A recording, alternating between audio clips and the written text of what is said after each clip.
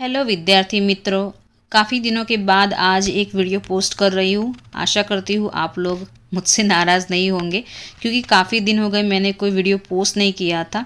तो आज मैं आपके पास लेकर आई हूँ स्टैंडर्ड 10 हिंदी सब्जेक्ट में निबंध लेखन। बहुत ही इम्पोर्टेंट एक टॉपिक है।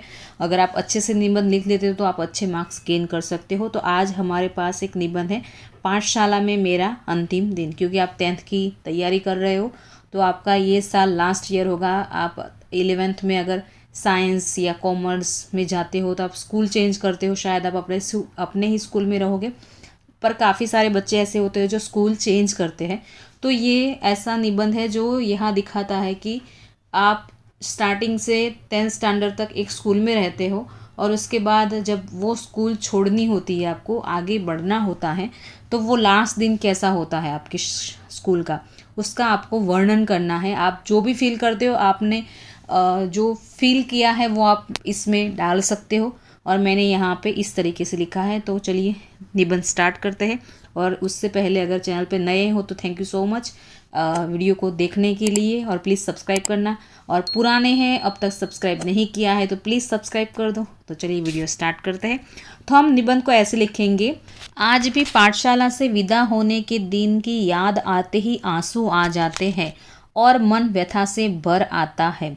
उस दिन हम पाठशाला से सदा के लिए विदा होने वाले थे। तो आपको पता है ये बोर्ड एग्ज़ाम की, अगर मैं सोचूं उस तरीके से लिखा है कि 10th बोर्ड की एग्ज़ाम जब होगी तब तक आपने अपने स्कूल में लास्ट दिन बिता लिया होगा। आपका वैकेशंस भी, रीडिंग वैकेशन होता है और फिर आपकी बोर्ड की एग्ज़ाम होती है। तो आज भी पाठशाला से विदा होने के दिन की याद आते ही आंसू आ जाते, क्योंकि काफ़ी सारी मेमोरीज हमारी स्कूल के साथ जुड़ जाती है। हमने फर्स्ट स्टैंडर्ड में जब गए थे या फिर हम 8th स्टैंडर्ड में जब आए थे और स्कूल चेंज करते हैं, या फिर 8th स्टैंडर्ड में हायर स्टैंडर्ड में जब हम जाते हैं तो वो कंडीशंस चेंज हो जाती है। ओके, और नए फ्रेंड्स बनते हैं। टीचर्स के साथ आपका जो होता है ना, एक जैसे होता है ना, फ्रेंड्स जैसे होते हैं, वैसे ही एक शिक्षक और एक विद्यार्थी का संबंध भी वैसे ही बन जाता है, स्ट्रॉन्ग होता है। क्योंकि उनके साथ हम सब कुछ शेयर कर पाते हैं जो शायद कभी हम पेरेंट्स के साथ ना शेयर करें। वो हम टीचर को कह सकते हैं कि मेरे साथ ऐसा हुआ है या फिर मुझे ये दिक्कत आ रही है। तो वो सब चीज़ें होती है शाला के अंदर, पाठशाला के अंदर, जो आपने एक बहुत ही लंबा सफ़र, 10 साल का सफ़र और एक जर्नी होती है। तो यहाँ आज भी पाठशाला से विदा होने का जो दिन याद आता है कि जब लास्ट दिन था उस स्कूल में, स्कूल से हमारी एक रिश्ता जुड़ जाता है, तो मन व्यथा से भर जाता है। और उस दिन हम पाठशाला से सदा के लिए विदा होने वाले थे, तो वो सबसे बड़ा दिन था। और ऐसे आप स्टार्ट कर सकते हो। आगे हम लिखेंगे, एक ही पाठशाला में मैं वर्षों से पढ़ रहा था। एक के बाद एक करके 10 साल गुजर गए। मैं 10वीं कक्षा में पहुंच गया। अब हमें एसएससी बोर्ड की परीक्षा में बैठना था, इसलिए पाठशाला में यह हमारा अंतिम वर्ष था।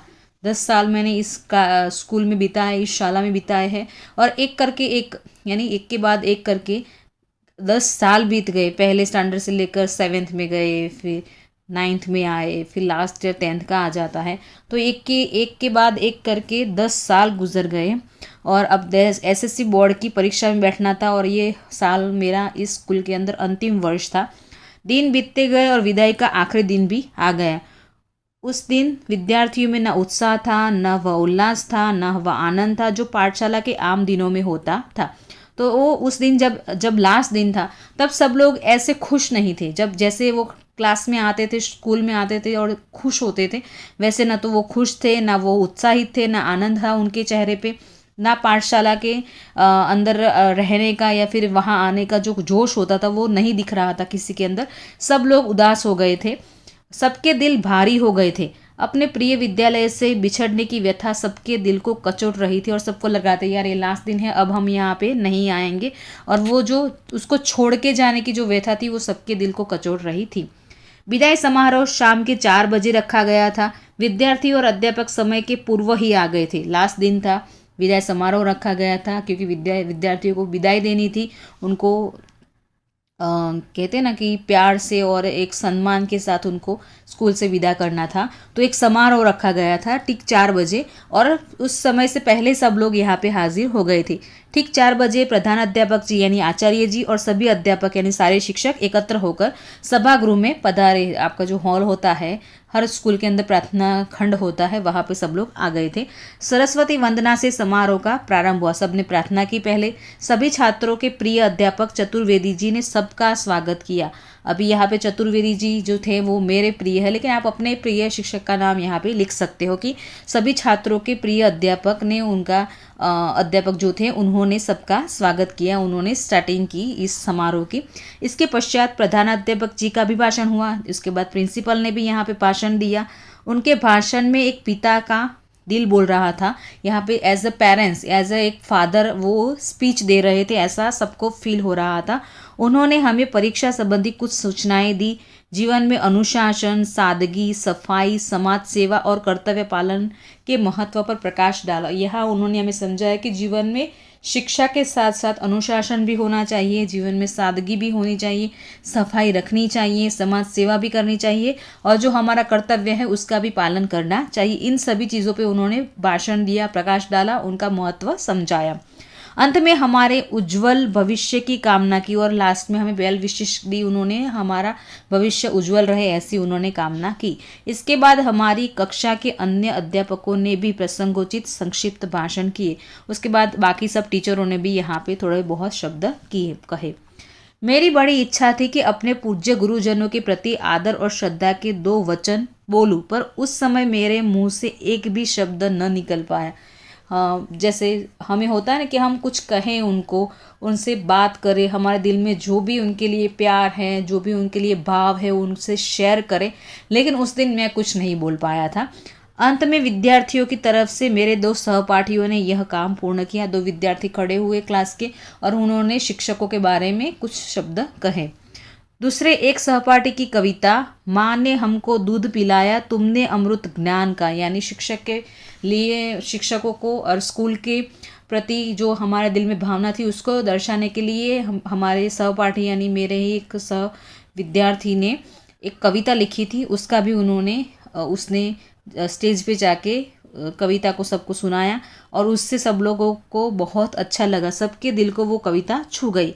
इसके बाद सबने मिलकर अल्पाहार किया। यहाँ पे नाश्ते का भी प्रबंध किया गया, तो सबने अल्पाहार किया। फोटोग्राफर ने हम सबका ग्रुप फोटो निकाला। उसके बाद विद्यार्थी विदा होने लगे। उसके बाद सब लोग एक एक करके अपने घर को जाने लगे। मेरे सभी मित्र पाठशाला छोड़कर अपने अपने घर चलने लगे। न जाने क्यों मेरे पैर आगे ही नहीं बढ़ रहे थे। पैरों में भारी बेड़ियां पड़ गई हो। आनंद, उत्साह और व्यथा की अनोखी त्रिवेणी मेरा दिल भर आया। यानी मेरे दिल में एक आनंद भी था कि चलो 10th तब मेरी पढ़ाई ख़त्म हो गई। उत्साह भी था कि मुझे 10th बोर्ड की एग्ज़ाम लिखनी है और व्यथा भी थी कि अभी स्कूल में नहीं आना होगा। अभी मेरा 10th तक ख़त्म हो गया, यहाँ पे मैं आगे किसी और स्कूल में जाने वाला हूँ। तो 3 चीज़ें एक साथ चल रही थी मेरे अंदर और उससे मेरा दिल भर आया था। मेरे मन में अपने अध्यापकों के प्रति आदर की भावना से मेरा मन उमड़ आया और मेरे जो भी शिक्षक थे उनके प्रति मेरे दिल में जो रिस्पेक्ट थी उससे भी मेरा मन भर आया था। मैंने उनके पास जाकर उनके प्रति कृतज्ञता प्रकट की, उनको थैंक यू भी कहा। पाठशाला की प्रत्येक वस्तु में आज मैंने करुण व्यथा के दर्शन किए और पाठशाला की हर रोज़ आते थे तो देखते भी नहीं थे कुछ कुछ चीज़ों को, लेकिन आज वो हर एक चीज़ हमें जैसे करुण, दुखद या फिर कुछ सैडनेस जैसी लग रही थी और उससे अटैचमेंट हो रहा हो, ऐसा लग रहा था कि कुछ मेरी चीज़ है और उसको छोड़कर मुझे जाना है, ऐसा भाव मेरे दिल के अंदर हो रहा था। इनसे बिछड़ने के दुख से हृदय भरा है और मेरा मन भरा आया था कि मुझे इसको छोड़कर जाना है। आखिर सबको मन ही मन प्रणाम करके मैं अपने घर की ओर चल पड़ा और लास्ट में मैंने थोड़ा कंट्रोल किया और फिर मेरे घर की ओर चल पड़ा। उस दिन मैं उदास ही रहा, पूरा दिन अच्छा ही नहीं लगा। विदाई का वह भावपूर्ण दृश्य मेरी आंखों के आगे से हट ही नहीं रहा था।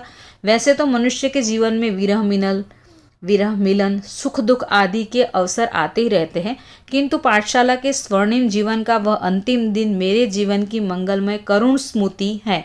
ओके, वैसे हमारे जीवन में काफ़ी सारी चीज़ें होती है जहाँ पे हम किसी से मिलते हैं, बिछड़ना भी होता है, सुख दुख भी चलता रहता है। तो ऐसे काफ़ी सारे अवसर आते रहते हैं, लेकिन जो ये वाला अवसर था या फिर ये वाला जो माहौल था जब मुझे मेरे स्कूल को छोड़कर आगे बढ़ना था, तो वो मेरे जीवन का एक मंगलमय यानी बहुत अच्छा और करुण भी था साथ साथ में। ओके, दुखद भी था। ऐसी स्मृति मेरे दिल के अंदर है। ओके, तो ऐसे आप पूरा ये कॉम्पो लिख सकते हो। आप अपने खुद के भी फीलिंग्स यहाँ पे रख सकते हो। आपने जो भी उस दिन फील किया था, आपने जो भी उस दिन देखा, जो महसूस किया, वो सब यहाँ पे डाल सकते हो और अपने तरीके से इस कॉम्पो को बहुत अच्छा कर सकते हो। तो आई होप कि आपको ये वीडियो अच्छा लगा होगा, मेरा ये लिखना और ये कॉम्पो जो मैंने नवनीत की जो होती निबंधमाला उससे लिया है। तो आई होप कि आपको ये पसंद आया होगा। अगर वह वीडियो अच्छा लगा है तो प्लीज़ लाइक, शेयर और सब्सक्राइब कीजिए। अगर वॉइस पसंद है तो प्लीज़ कमेंट में लिखिए और दूसरों के साथ शेयर भी करना। ठीक है, मिलते हैं नए एक वीडियो के साथ, नए एक सेशन के साथ। तब तक take care all of you. Bye bye.